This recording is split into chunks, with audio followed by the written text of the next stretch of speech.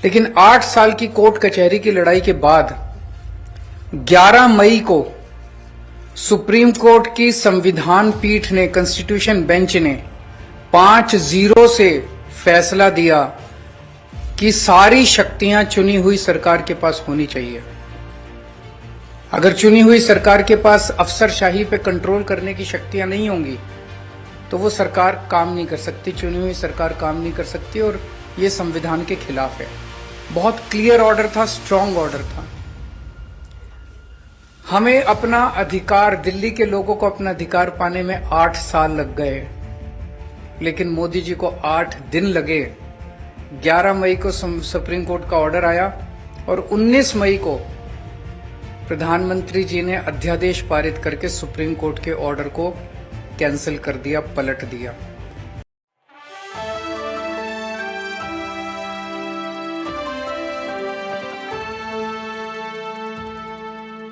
अखिलेश यादव जी का तहे दिल से शुक्रिया अदा करना चाहता हूं, उनका, उनके साथियों का, जो उन्होंने आज इतनी गर्मजोशी के साथ हमारा स्वागत किया, हम लोगों को मिलने का समय दिया। अभी उनके साथ काफी लंबी बातचीत हुई। बातचीत का विषय आप लोग जानते ही हैं कि दिल्ली के लोगों ने बहुत लंबा संघर्ष करके,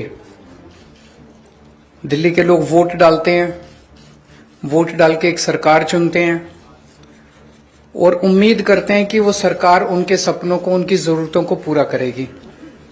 और यही हमारा संविधान कहता है, यही भारतीय जनतंत्र है। लेकिन 2015 में जब हमारी सरकार बनी थी दिल्ली में, तो फरवरी में हमारी सरकार बनी और मई के महीने में मात्र 3 महीने बाद मोदी सरकार ने एक नोटिफिकेशन जारी करके हमारी सारी शक्तियां छीन ली।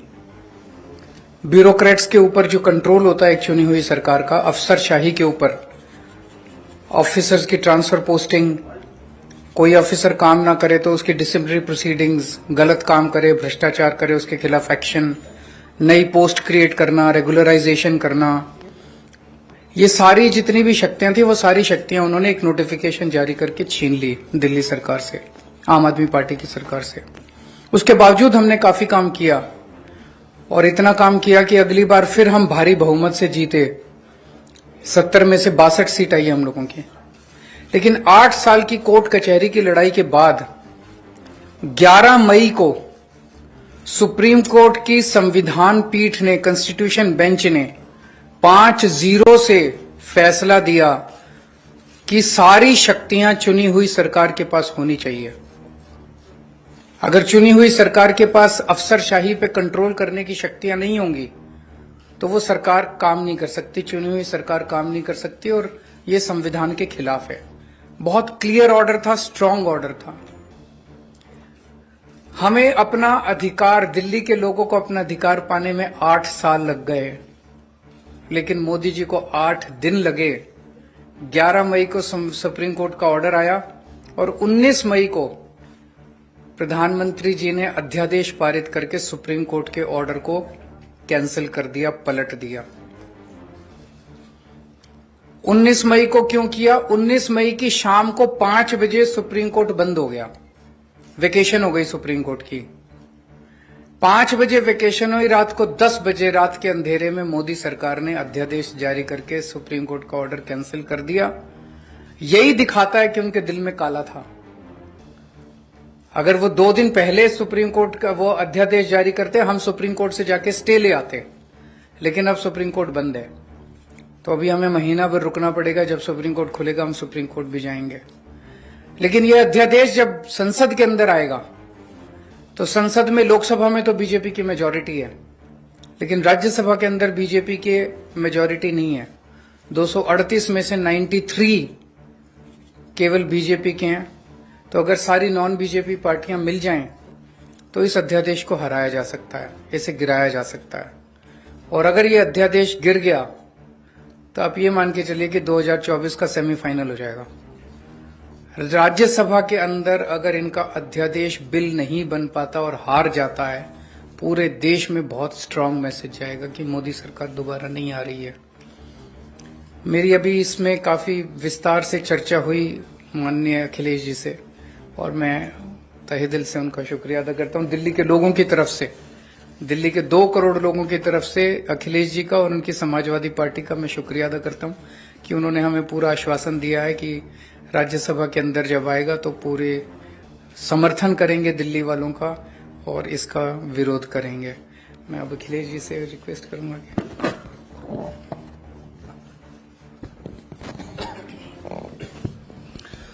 बहुत बहुत धन्यवाद। समाजवादी पार्टी के अध्यक्ष और मेरे साथ लोकसभा में 2019 से मेरे साथी रहे अखिलेश यादव जी, उनकी पार्टी के विधायकगण, आम आदमी पार्टी के नेशनल कन्वीनर और दिल्ली के मुख्यमंत्री अरविंद केजरीवाल जी, राज्यसभा में आम आदमी पार्टी के सांसद भाई संजय सिंह जी और एजुकेशन मिनिस्टर दिल्ली के आतिशी जी और आप सब पत्रकार और मीडिया के जितने भी प्रतिनिधि हैं। जैसा कि अरविंद जी ने कहा, ये लड़ाई सिर्फ दिल्ली के लोगों की नहीं है, ये लड़ाई 140 करोड़ लोगों के अधिकारों को बचाने की है।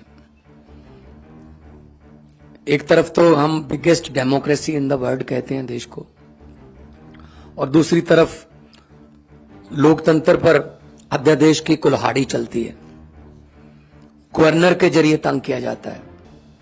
अगर इनकी सरकार बीजेपी की किसी राज्य में इलेक्शन से ना बने तो ये बाई इलेक्शन से बना लेते हैं। उनके 30-40 खरीद लो, बाई इलेक्शन करा लो, सुबह सुबह 3 बजे उठाओ गवर्नर को, ओथ लो, उसके बाद देखते रहो क्या होता है। ये आदत पड़ गई है इनको, ऐसा कई बार कर चुके हैं। और गवर्नर्स को ऑर्डर है, अगर 2-3 दिन उन्होंने चुनी हुई सरकार को तंग नहीं किया तो फिर फोन आता है कि आपको किसके लिए भेजा है वहां पे, आप तंग क्यों नहीं कर रहे इलेक्टेड गवर्नमेंट को। तो इलेक्टेड और सिलेक्टेड में फर्क जो है वो देश को करना है। दिल्ली के लोग भी उसी तरह से वोट डालते हैं जैसे यूपी के डालते हैं, पंजाब के डालते हैं। दिल्ली के लोगों, दिल्ली के मंत्री भी वही संविधान की ओथ लेते हैं, दिल्ली के मंत्री, दिल्ली के मुख्यमंत्री वही संविधान को फॉलो करते हैं। पंजाब में भी वही होता है।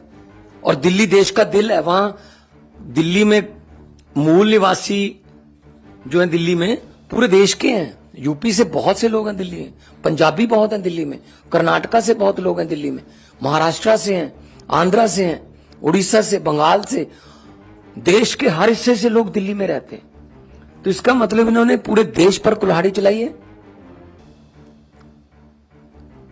चलो ये तो एलजी कर रखा है कि फुल स्टेट नहीं है, एलजी वहां पे सरकार रहेगी। फुल स्टेट को कौन सा काम करने देते हैं। मैं अपनी एग्जांपल देता हूं, पंजाब में 117 में से 92 हमारे विधायक हैं, और हमने इस बार बजट सेशन बुलाने के लिए राज्यपाल को पत्र लिखा। उन्होंने कहा जी मैं बजट सेशन बुलाने के लिए आपको इजाजत नहीं दूंगा, पहले आप मेरा ये काम करिए, ये काम करिए।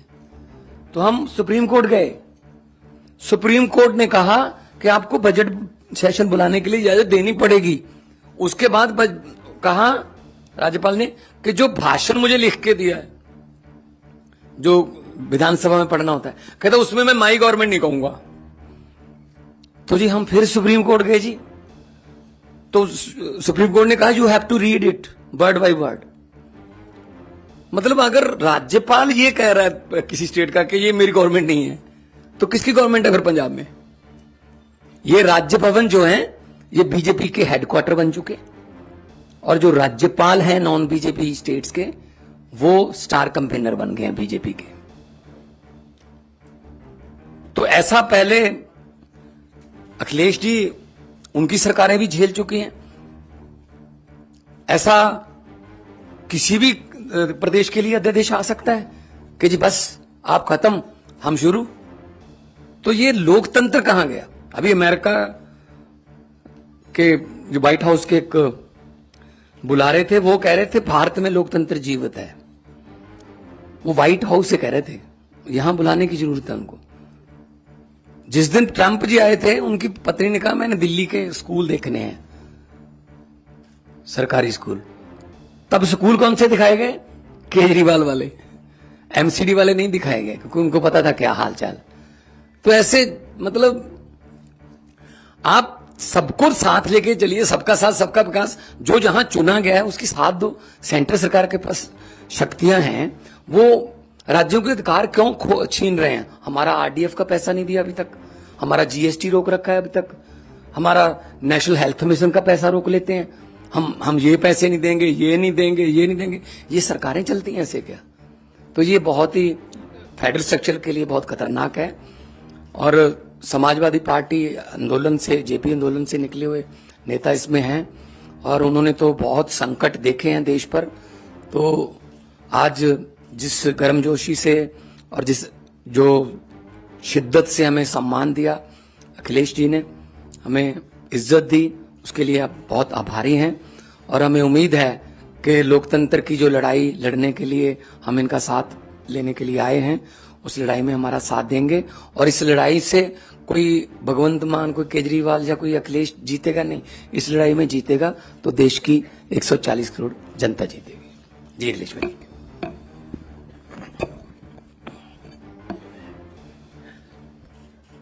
दिल्ली के मुख्यमंत्री अरविंद केजरीवाल जी, पंजाब के मुख्यमंत्री मान साहब, मैं सबसे पहले उनका स्वागत करता हूं और उनका धन्यवाद और आभार भी प्रकट करता हूं। मैं उनको भरोसा दिलाता हूं कि दिल्ली का अध्यादेश जो आया है वो एंटी डेमोक्रेटिक है। इस ऑर्डिनेंस की जो सोच है वो एंटी डेमोक्रेटिक है। मैं आपको भरोसा दिलाता हूं कि समाजवादी पार्टी का पूरा साथ आपके साथ है। साथ ही साथ जो आप अच्छा काम कर रहे हैं शिक्षा के क्षेत्र में, स्वास्थ्य के क्षेत्र में, वो भारतीय जनता पार्टी को रास नहीं आ रहा। अच्छे काम को बिगाड़ने का काम देश में अगर कोई काम कर रहा है तो वो भारतीय जनता पार्टी है। और आपके अच्छे काम को और अच्छी सोच को देख करके घबरा रहे हैं। उन्हें लग रहा है कि दिल्ली की जनता कहीं 7 बटे सन्नाटा न कर दे बीजेपी को, इसलिए आपके खिलाफ ये ऑर्डिनेंस आया है। मैं आपका सहयोग करूंगा, साथ दूंगा। हमारे जितने भी सदस्य हैं वो आपके साथ होंगे। बहुत धन्यवाद आप